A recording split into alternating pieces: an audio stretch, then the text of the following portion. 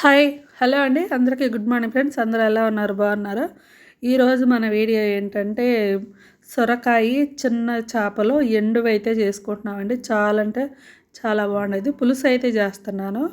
ఈ సొరకాయకి బదులు దోసకాయ కూడా చేసుకోవచ్చు, చాలా బాగుండేది. ఇప్పుడైతే మనం వీడియోలోకి అయితే వెళ్ళిపోదాము. సొరకాయ అయితే ఒక అర చెక్క సొరకాయ తీసుకొని పీల్ తీసుకొని చిన్న చిన్న ముక్కలుగా అయితే కట్ చేసి పక్కకు పెట్టుకోవాలి. వీడియోలో చూపిస్తున్నాను కదా. ఒక టమాటా ఒకటి, ఆనియన్ ఒకటి, పచ్చిమిరపకాయలు ఒక 3, చింతపండు కూడా నానబెట్టి పక్కకు పెట్టేసుకున్నాను.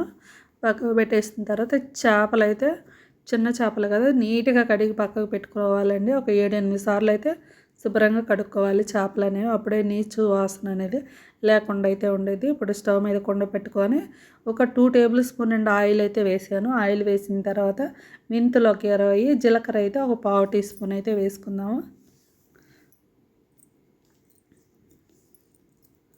కరివేపాకు అయితే ఒక 2 రెమ్మలు అయితే వేసుకుంటున్నాను నేను. వేసిన తర్వాత ఆనియన్స్ కూడా వేసేయండి. అమ్మటే ఆనియన్స్ కూడా వేసేసి ఈ ఆనియన్స్ కొంచెం వేగేదానికి సాల్ట్ అయితే వేసుకుందామండి. సాల్ట్ అయితే ఒక అర స్పూన్ సాల్ట్, ఒక 1/2 టీ స్పూన్ పసుపు కూడా వేసుకొని ఆనియన్స్ అయితే కొంచెం మగ్గనిద్దాం. మనకి ఆనియన్స్ కొంచెం మగ్గిన తర్వాత టమాటా, పచ్చిమిరపకాయలు, వెల్లుల్లి ఒక 4-5 వెల్లుల్లి దంచి అయితే వేసుకోవాలి. పులుసు కదా, వెల్లుల్లి వేసుకుంటే టేస్ట్ చాలా బాగుండేది.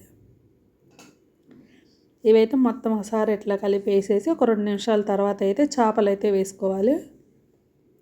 చేపలు కూడా వేసేసి ఒక 2-3 నిమిషాలు అయితే ఈ చేపలు అనేవి మనకి మంచిగా మగ్గాలండి. చేపలు ఒక 2-3 నిమిషాల తర్వాత మగ్గిన తర్వాత సొరకాయ ముక్కలు అయితే వేసుకోవాలి. సొరకాయ ముక్కలు వేసిన తర్వాత కారం అయితే వేసుకుంటున్నాను. 1.5 స్పూన్ కారం కూడా వేసేసుకొని మొత్తం ఒకసారి కలిపేద్దాము. ఇట్లా కలిపేసేసి మీకు ఉప్పు కానీ కారం కానీ సరిపోకపోతే మళ్ళీ మనం చింతపండు వాటర్ వేస్తాం కదా పులుసు, అవి వేసినప్పుడు చూస్తే మనకి ఉప్పు కారం అప్పుడైనా వేసుకోవచ్చు. ఇవి వేసిన తర్వాత కాసేపు మూత పెట్టేసి ఒక 3-4 నిమిషాలు అయితే ఈ కొంచెం మగ్గనిద్దాం. సొరకాయ ముక్కలు కూడా మగ్గాలి మనకు కొంచెం.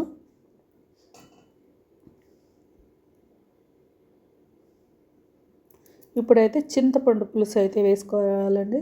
మనకి తగినంత చింతపండు పులుసు అయితే చూసి అయితే వేసుకోండి. ఇప్పుడు ఈ చింతపండు పులుసు వేసిన తర్వాత సాల్ట్ అయితే వేసుకుందాము. చూసి సాల్ట్ కొంచెం వేసేసుకొని కారం అయితే సరిపోయింది నాకు. నేనైతే కారం అయితే వేయట్లేదు. కారం ఉప్పు అనేది మీ టేస్ట్కి తగ్గట్టు అయితే చూసి అయితే వేసుకోండి. ఇప్పుడు మూత పెట్టేసి కూర అనేది కొంచెం దగ్గరకు అయిందాకా ఉడకనిద్దాం ఫ్రెండ్స్. మధ్య మధ్యలో అయితే కలుపుతూ ఉండండి. ఇప్పుడు వచ్చేసి ధనియాలు, జీలకర్ర పొడి అయితే ఒక అర స్పూన్ అయితే వేసుకున్నాను నేను. ముక్క ఉడికిందో లేదో చూద్దాము. ముక్క కూడా ఆల్మోస్ట్ మనకు ఉడికిపోయింది. ఇంకొంచెం దగ్గరకు వచ్చిన తర్వాత స్టవ్ ఆపేస్తే మనకి సొరకాయ చిన్న చేపల కర్రీ అయితే రెడీ అయిపోయింది. ఎండు చేపలండి, పచ్చివి కాదు. చాలా అంటే చాలా బాగుండేది. ఒకసారి మీరు కూడా తప్పకుండా ట్రై చేయండి. వీడియో నచ్చితే మాత్రం తప్పకుండా లైక్ చేయండి. వీడియో అయితే ఇంతటితో ఎండ్ చేస్తున్నాను ఫ్రెండ్స్. అందరికీ బాయ్ అండి.